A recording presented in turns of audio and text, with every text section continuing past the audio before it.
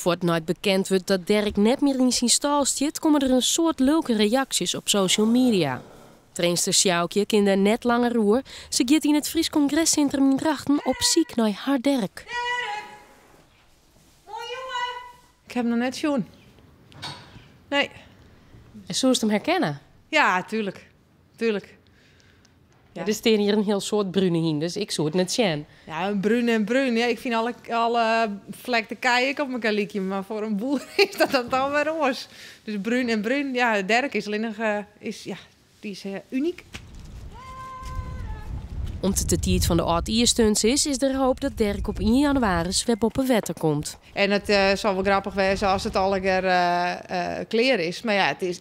Eigenlijk vind ik dat je mijn levende havens ook dingen net uithalen moet. Want het is toch een hinder, wat een sporthinder. Hij moet nog, hij moet nog presteren. Dus ja, we moeten geen ongelukken hebben.